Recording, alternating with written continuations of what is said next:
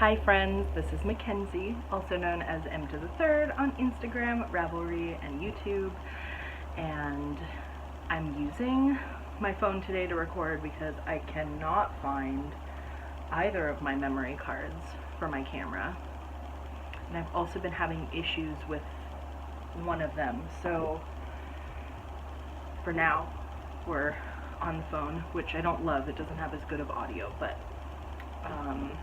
yeah, that's what's happening today. So I've had a busy couple of weeks. Last week I shared with you my craft room tour, which I hope you enjoyed. I had a ton of fun. I'll link it up above if you didn't watch it. But yeah, my craft space is just feeling so nice, and I spent the last week doing something which I haven't done in a while, and I basically spent the whole time in my craft room spinning some yarn. So I'm going to share that with you, share a finished object with you, and my Rhinebeck sweater, which I just started. So, okay, yeah, cue the intro.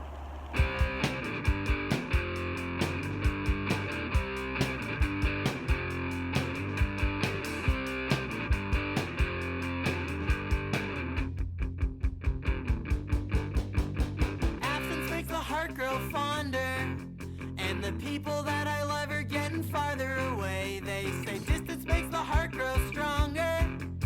Well, I've been holding on, but it gets harder each day.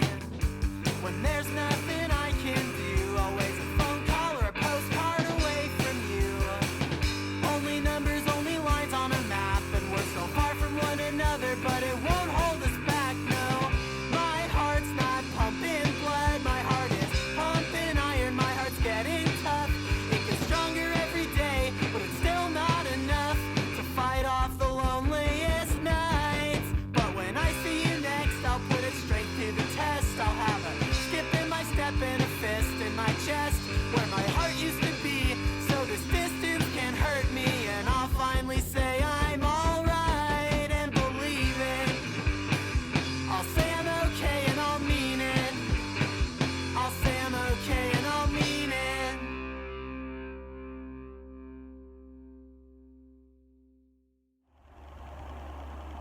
So I haven't talked much about spinning yet on this channel because I haven't really been doing much of it.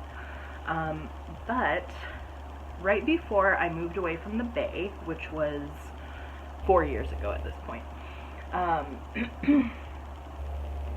so right when I moved away from the Bay, I took a couple spinning classes at A Verb for Keeping Warm, which is where I was working, and I knew that it would kind of be my last chance to take some of the classes of the skills that I've been wanting to learn. And so I took a drop spindle class, and I got it okay, but I didn't love it. Like, if I'm gonna sit and do something, I want it to be knitting. This is also why a lot of my hand sewing projects don't get finished as quickly, because I think of knitting as kind of my sitting down and relaxing craft project. So I learned how to do the drop spindle, and coming up very soon after that was a wheel class.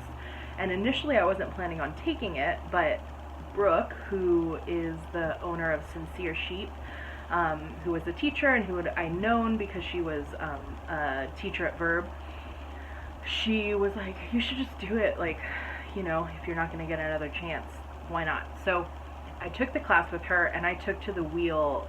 It was so much easier than the drop spindle.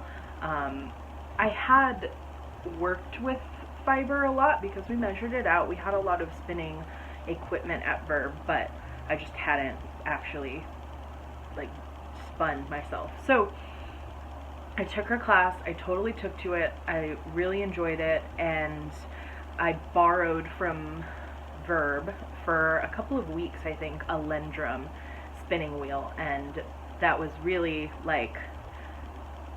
top of the line spinning for my first thing ever, and I really enjoyed it.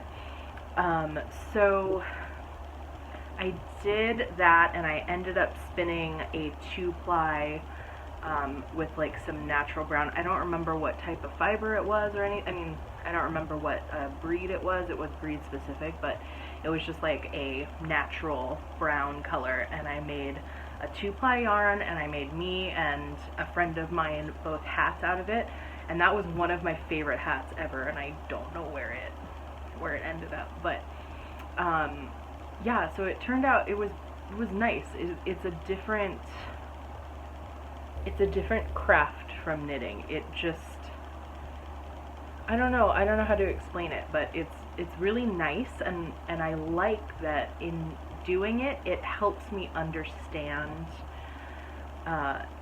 knitting yarn, I guess. So it helps me understand what characteristics in yarn I like, and it just like, it has more of an understanding of why I like it, what types of fiber I like, and etc, etc. So my friend Melissa, who is part of my knitting group and housemate, not like roommate, but we live in the same house, she bought a spinning wheel recently, and it was really fun to kind of see what she was working on, and I was like, I need to pull mine out. So I did. I had some fiber from Hello Yarn that I bought a while ago. Hi, Adrian. And it was 2 colors. One was this mauve-y kind of purple, and the other one was like this bluey silver. And it was a mix of wool, bamboo viscose, and silk. And I mean, I love a Marl. I mean, hi, who am I? That's, you know, mezcla, exactly. So I decided to just do 1 ply of one color, 1 ply of the other, and ply them together, and I finished that up this week. I just kind of sat and did it, and I was watching this Discovery show that is available on Hulu called The Last Alaskans. Highly recommend. It's great. If you like kind of outdoorsy show, definitely check it out. So I watched that while I was spinning, and also listening to a couple audiobooks, and I got this beautiful yarn, so let me show it to you. Yeah, here we go. So I have washed it. I let the plies hang out like overnight, just in their bobbin, so that they could kind of relax. I probably should have left them for longer, but I think it turned out fine. And then I plied them the following day and washed it with some Eucalyptus wool wash and let it dry, and it really puffed up after that. But yeah, doesn't it look nice? So I actually made a while ago a dog sweater for Maple out of some hand spun, and I kind of think I might do that with this too. Or just make myself a little hat or something. But yeah, I really like it. I really like the color, you know, the slight thick and thin. It just turned out beautiful. So, gotta get that on the needles. I did show you last week, or a couple weeks ago, that I was very close to being done with my argyle, which was from the most recent issue, summer issue of Pom Pom Quarterly. And I finished that up, so I'm going to insert a little bit of me wearing it. And that also leads me into just wardrobe in general. So I've been thinking a lot about fall wardrobe, I guess. And I'm trying to be more intentional with what I'm buying, partially just because I don't have very much money. And I want to, now that I have a sewing space set up, although right now it doesn't look great, but I do have a sewing space, so I've been trying to be more conscious of, you know, what I'm making and what styles and colors I like to wear. I don't know if you can hear Maple barking. And so as a way to kind of reflect on that, I wanted to go through my fall clothes and think about and reflect about what I've been wearing over the summer. So the way that I decided to do that was by doing a 10 by 10 challenge. This is something I've seen in kind of the slow fashion world, where you have 10 pieces. It's kind of a capsule wardrobe idea. So you have 10 pieces, and basically over the course of 10 days you just wear those 10 pieces and you style them. And I think, like, I mean, I went through and did all my laundry, folded it all, put it all away really nicely so I could really kind of see what I have, and I also weeded some stuff out. And yeah, I just picked kind of the 10 things that I've been wearing the most, and thinking about the way I've been styling them and how I could style them a little bit differently. And so I'm going to record that in a little vlog. So I am wearing one of those outfits today. It's all ready to wear stuff, but you'll see that when that comes out, probably in a couple of weeks. So,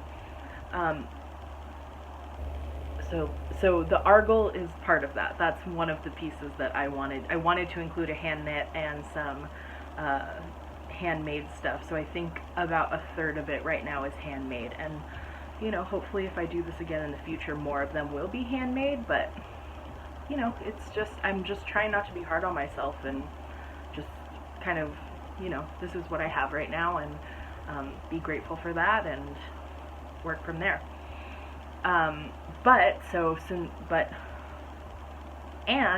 Since I finished a knit, I was able to cast on another one.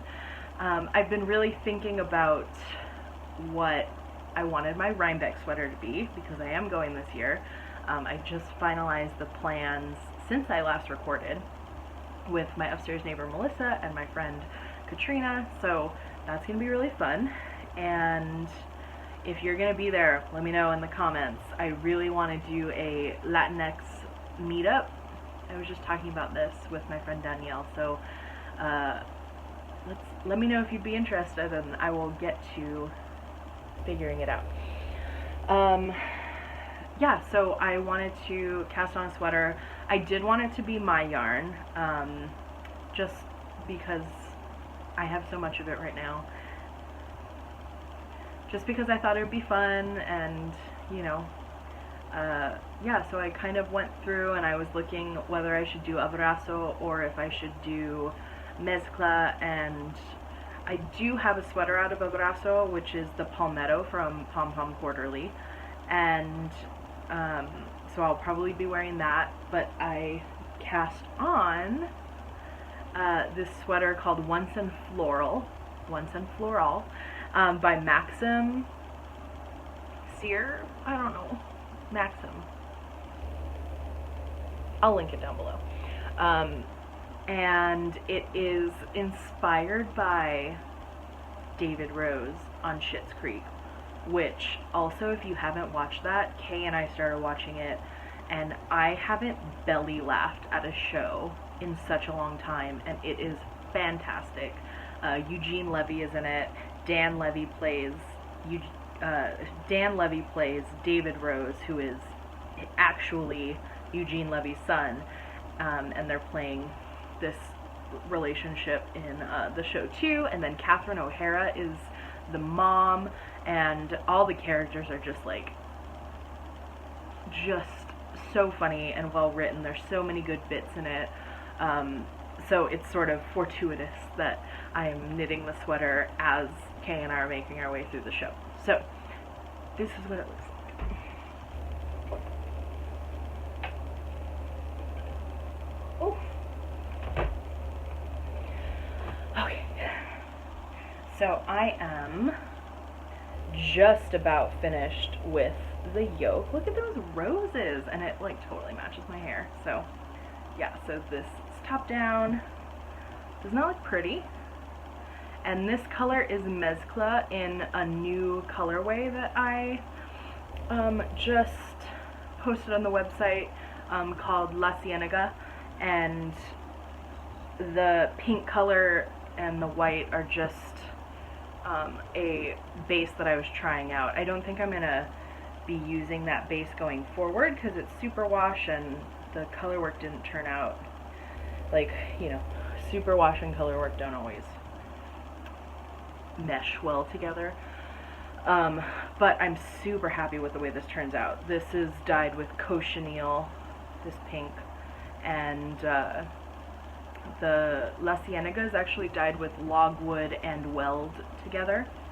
Logwood gives kind of a purple color, and weld can be like very bright, kind of like chartreusey yellow, to kind of greeny colors. So it's very cool that putting them both together gives this amazing, like olive.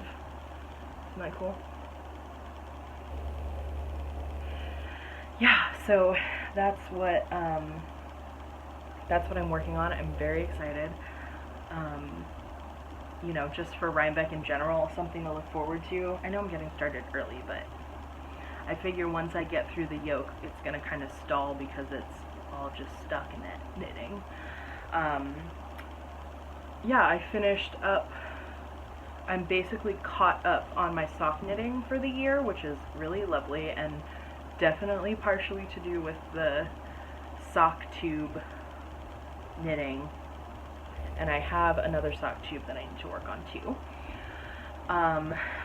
So I don't know if there's any other real updates.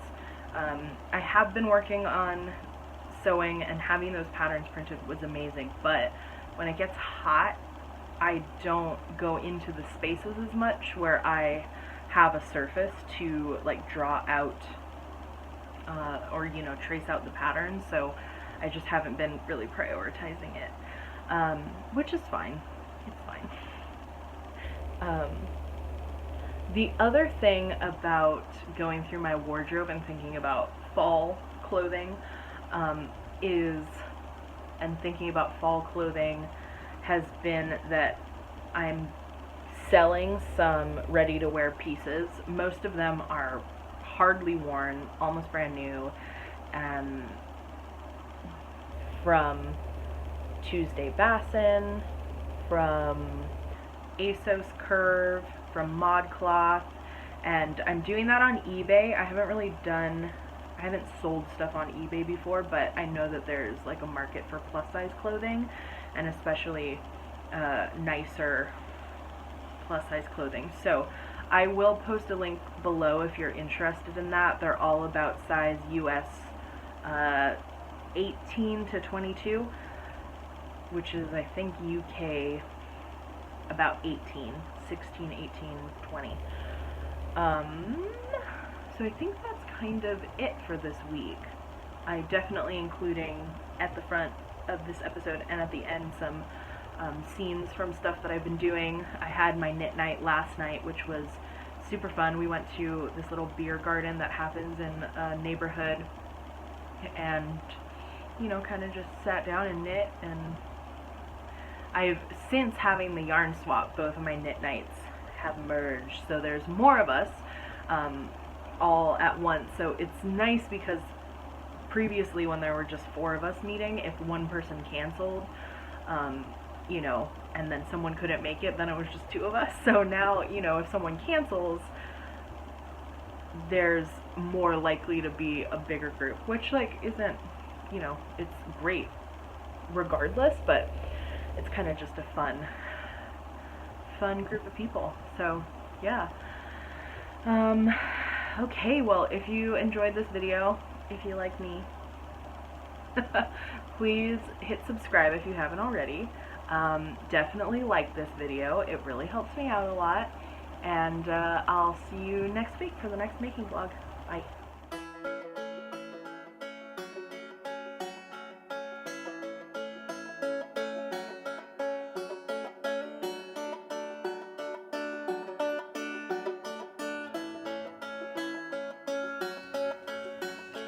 Baby, oh baby, what do we have here? Someone is trying to disappear from the eye of production, from the eye